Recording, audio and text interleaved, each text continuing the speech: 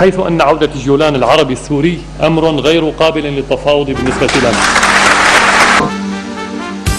انحني يا شمس، والله انحني يا شمس عن قبة ظهرنا، والله نحن شموس للعالم، ظهرنا ولغير الرب ما منحني،